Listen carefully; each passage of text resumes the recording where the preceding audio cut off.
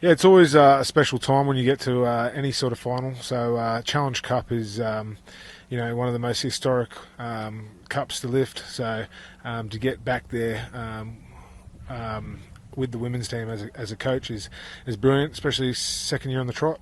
Exciting. The week ahead, it's just sort of building up until the game. Just getting pumped, basically, thinking about what you're doing, what you're eating.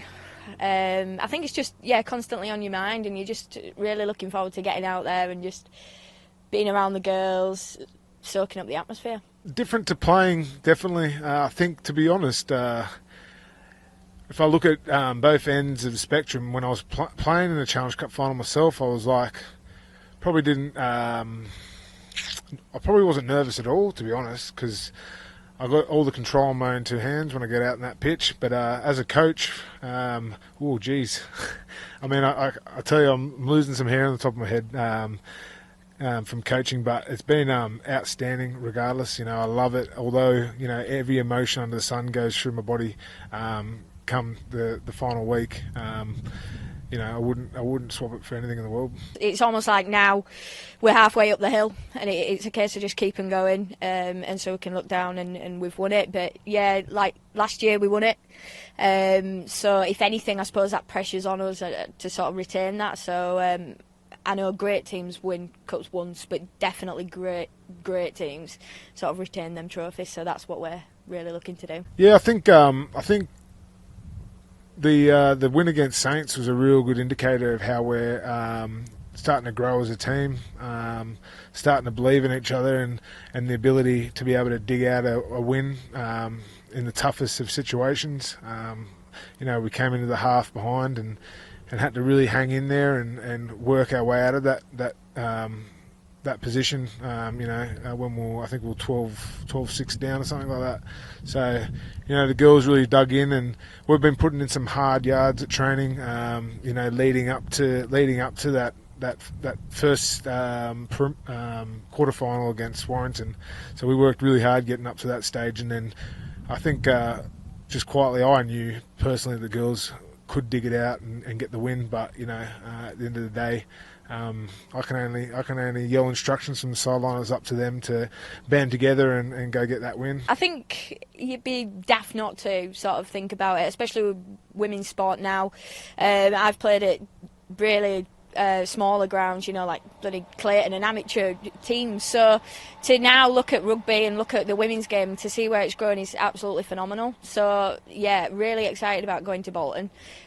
Different as in we're playing alongside the semi-final with the men, so hopefully as the fans sort of creep in, they're going to get exposed to women's rugby and actually see what we do. For a relatively new team that's been put together, I think the one thing we've got going for us is we've got plenty of experience in finals in such a short term. So we've had the Challenge Cup and the grand final against Wigan, which I think some girls would still be honestly open about being disappointed about it, still the loss, and took a lot away from that and what pressure can do on the big day. So I think there's been a lot of lessons learnt in big games in this short time we've been together, and I think we'll be better for it because of it. On a personal level, it's just so nice to see where it's gone from when I first started my career to where it is now, and just knowing that it's growing and growing and growing. And when I've retired, I hope that we're at some stage where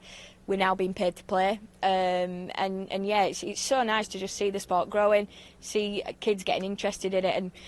And on Saturday, if we go out and there's just one girl that manages to have a look and think, well, I'd quite like to play rugby, we've done our job. And I think everyone in there sort of agrees that we just want to inspire that next future and that next kid, really. When I originally sat down and spoke to Leon and Lois Fussell, did I say that right? Lois, one thing that really struck me was the passion they had to get Leeds into the Super League competition, and I think with all the rest of the clubs jumping on board and throwing all their passion, and the clubs themselves and the Super League clubs get behind them, giving them the right facilities and whatnot, helps the game grow.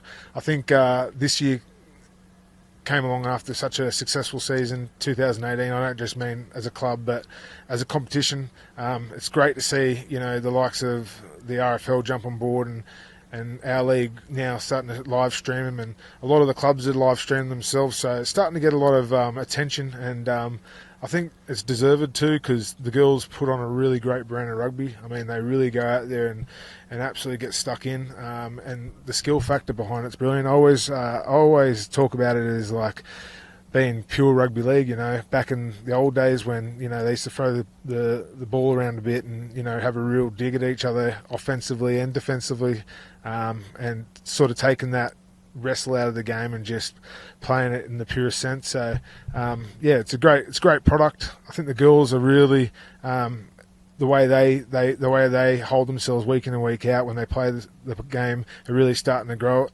Tough competition. I think we'd be naive in thinking that they don't want it just as much as us. We want to retain it, they want to win it, and we won them last year at the Challenge Cup. It were the same fixture, so they're going to be hungry, they're going to be sore.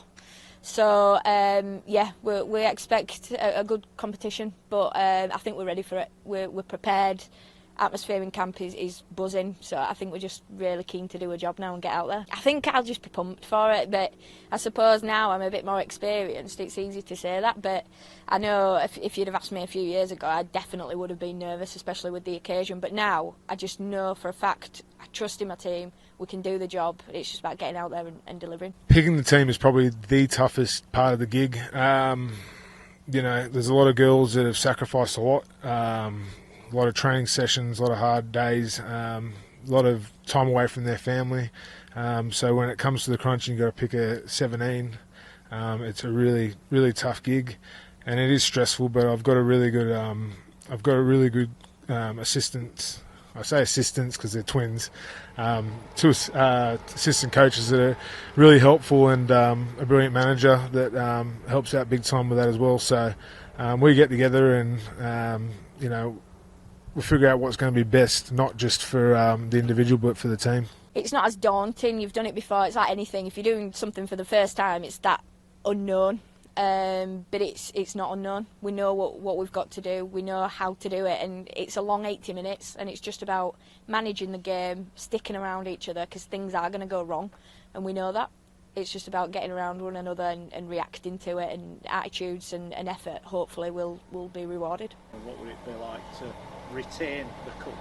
Phenomenal. Yeah, phenomenal.